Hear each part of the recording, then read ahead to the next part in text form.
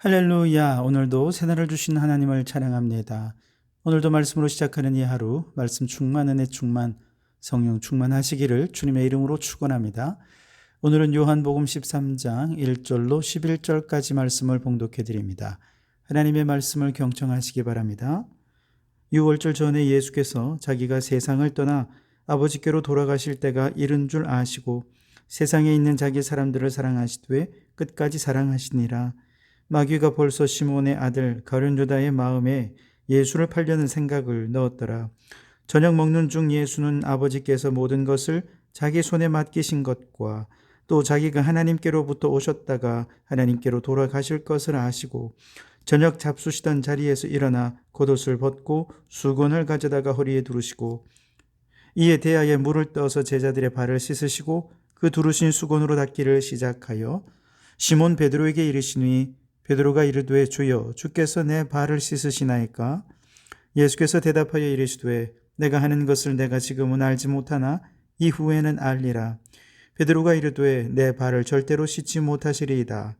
예수께서 대답하시되 내가 너를 씻어주지 아니하면 네가 나와 상관이 없느니라. 시몬 베드로가 이르되 주여 내 발뿐 아니라 손과 머리도 씻어 주옵소서. 예수께서 이르시되 이미 목욕한 자는 발밖에 씻을 필요가 없느니라. 온몸이 깨끗하니라. 너희가 깨끗하나 다는 아니니라 하시니 이는 자기를 팔 자가 누구인지 아심이라. 그러므로 다는 깨끗하지 아니하다 하시니라. 아멘. 오늘도 이 말씀을 통해 우리에게 주시는 하나님의 음성을 듣게 되기를 바랍니다. 오늘 본문은 예수님께서 제자들과 마지막 만찬을 나누는 자리에서 제자들의 발을 씻어주신 내용이죠. 예수님께서 제자들의 세족식을 하게 된 배경은 크게 두 가지로 설명드릴 수가 있어요. 하나는 예수님께서 세상을 떠날 때가 되었기 때문이죠. 1절에 보시면 6월절 전에 예수께서 자기가 세상을 떠나 아버지께로 돌아가실 때가 이른 줄 아시고 세상에 있는 자기 사람들을 사랑하시되 끝까지 사랑하시니라. 아멘. 예를 들어 임종을 앞둔 아버지가 자식들을 앞에 모아놨다면 어떤 생각을 하겠습니까? 이 사랑하는 자식들이 자신이 떠난 이후에도 행복할 수 있는 길을 마지막으로 알려주고 싶지 않겠습니까? 그래서 누군가 죽기 전에 남긴 유언이라고 하는 것은 그만큼 소중한 거죠. 온 생을 다해서 마지막으로 알려주는 행복의 길이라 생각하기 때문입니다. 그런데 예수님께서는 세상에 있는 자기 사람들을 자식처럼 사랑하시되 끝까지 사랑하셨다 그랬어요. 여기서 끝까지라는 말은 영원토록 결정적으로 충분히 사랑하셨다는 뜻입니다. 다시 말해 예수님께서 이 마지막으로 제자들에게 자신이 할 수 있는 최대한의 사랑을, 결정적인 사랑을 충분히 보여주시기 위해 이제 말이 아니라 행동으로 행복의 길을 보여주신 것이 무엇이다? 세족식이다. 즉 섬김의 삶이라는 것이죠. 이것이 예수님의 유언이고 예수님께서 제자들에게 보여주신 최선의 사랑이었던 것이죠. 둘째로 제자들이 누가 잘났느냐라고 다투는 과정에서 세족식을 행했다는 것입니다. 누가복음 22장 24절 이하에 보면 제자들은 예수님께서 떠나시기 전날까지 누가 크냐고 자기들끼리 서로 다투었어요. 베드로가 잘났냐? 요한이나 야고보가 잘났냐? 아니 안 그래도 화목한 자식들도 놔두고 떠나기가 늘 마음이 그런데 아린데 서로 마지막까지 잘났다고 싸우는 이런 제자들에게 교회 공동체 맡길 수 있겠습니까? 그래서 예수님은 세족식을 통해서 사랑하는 제자들이 섬김과 사랑의 공동체를 세우는 원리를 보여주려 하셨던 것이죠. 자, 이런 배경 속에서 행하신 세족식은 단순한 윤리적 교훈을 넘어 더 깊은 구원의 의미가 담겨져 있습니다. 3절에 보시면 저녁 먹는 중 예수는 아버지께서 모든 것을 자기 손에 맡기신 것과 또 자기가 하나님께로부터 오셨다가 하나님께로 돌아가실 것을 아시고 그랬습니다. 예수님께서는 모든 것을 알고 계셨습니다. 그 모든 것 중에 첫 번째는 아버지께서 모든 것을 자신의 손에 맡겨주셨던 것을 압니다. 모든 잃어버린 영혼을 예수님의 손에 맡기셨다는 것이죠. 이걸 아셨어요. 죄 없으신 예수님께서 고난의 쓴 잔을 마시고 죽으시고 부활하심으로써만 죄인을 향해 구원의 문이 열려진다는 것을 예수님은 이미 아셨던 것이지요. 그뿐 아닙니다. 둘째로 자기가 하나님께로부터 오셨다가 다시 하나님께로 돌아가실 것도 아셨어요. 다시 말해 예수님만이 죄인을 구원하실 수 있는 신적 권위를 지니신 하나님이시다라는 것을 아셨다는 것이죠. 여러분, 이 세상 그 누구도 어디서 와서 어디로 가는지 몰라요. 오직 하나님만이 알 수 있습니다. 그런데 그 예수님은 어디서부터 와서 어디로 가는지, 하나님께로부터 와서 하나님께로 가신다는 사실을 아시는 신적 권위를 지시는 하나님이시라는 것이죠. 그래서 예수님께서는 스스로 신적 권위를 지시는 하나님이면서도 자신을 낮추어서 죄인들을 섬기고 자신을 저주의 십자가에 내어주심으로써 죄인들의 죄를 해방시키는 구원자이심을 이 세속식을 통해서 전해주고 있는 것입니다. 그렇습니다, 여러분. 예수님께서 제자들의 발을 씻기신 것은 단지 발에 묻어있는 더러운 먼지를 닦으신 것이 아니었습니다. 그보다 더 깊은 영혼의 죄를 씻어주시는 것, 이것이 세속식의 구원적인 의미인 것이죠. 예수님은 이미 자신의 자리에서 자신이 달려 죽을 십자가를 내다보면서 세족식을 행하고 있었어요. 즉 이제 곧 십자가에서 죽으실 텐데, 이는 곧 죄 없으신 하나님 자신이 죽음으로써 모든 죄인들의 죄를 씻어주시려는 구원을 위한 하나님의 지혜요, 하나님의 능력이요, 하나님의 방법, 이것이 바로 십자가다라고 하는 것을 지금 이 세족식을 통해 미리 보여주고 계신 것이었습니다. 7절에 보시면 베드로가 예수님이 발 씻은 것을 거부하자 예수님께서 이렇게 말씀하시죠. 예수께서 대답하여 이르시되 내가 하는 것을 내가 지금은 알지 못하나 이후에는 알리라. 베드로는 예수님께서 어떤 의도로 이런 일을 하시려는 건지 도무지 이해하지 못했습니다. 그래서 예수님께서 지금은 잘 몰라도 나중엔 다 알게 될 거야, 그렇게 말씀하신 거죠. 그런데 그 나중에 언제입니까? 예수님의 십자가와 부활 그리고 성령 강림 사건을 겪고 나서야 알게 될 거라는 겁니다. 오늘 우리도 그래요. 예수님께서 제자들의 발을 씻기신 것을 우리는 그저 윤리적으로 도덕적으로 바라보면서 예수님은 참 훌륭한 스승이셨어, 모범적이고 솔선수범하는 좋은 선생의 모델이셨어, 여러분 이렇게 생각하며 예수님이 행하시는 세족식에 담긴 구원적 의미를 이해하지 못한다면 예수님께서 오늘 우리들을 향해서도 말씀하실 거예요.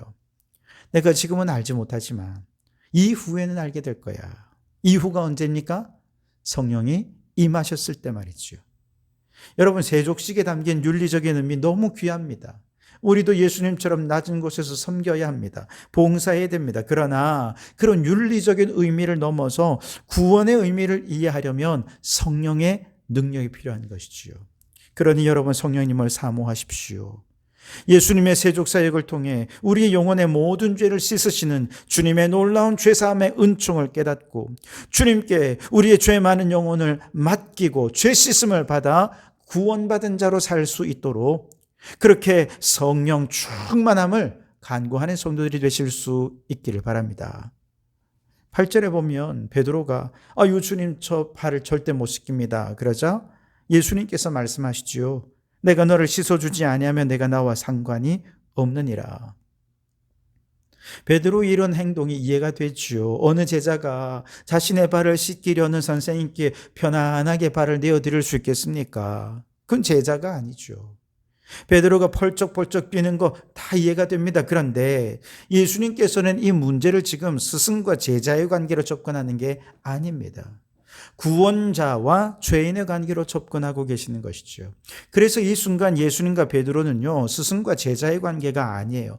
구원자로서 내가 너를 씻겨야만 내게 새 삶이 시작이 돼 영생을 누릴 수 있어 라고 말씀하셨고, 베드로는 죄인으로서 주님의 한없는 죄사함의 은총을 받아 누리도록 주님께서 요청하신 것입니다.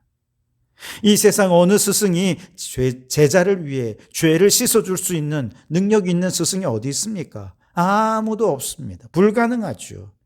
그런데 예수님은 제자들의 스승이면서도 죄를 사하실 수 있는 유일한 구원자가 되십니다. 그리고 예수님은 더 이상 제자들과 스승과의 관계가 아니라 구원자와 죄인의 관계로서 우리의 모든 죄를 사해 주시고 그 죄사함 받은 은총을 깨달은 죄인들이 주님을 찬양하고 경배하기를 원하시는 것이죠. 더 나아가 구원받아 의롭게 된 제자들이 이제 주님과 한 영적 가족이 되어서 더 친밀한 관계를 맺기를 원하시는 것입니다. 그러므로 여러분, 예수님은 우리를 죄에서 구원하신 유일한 구원자이십니다.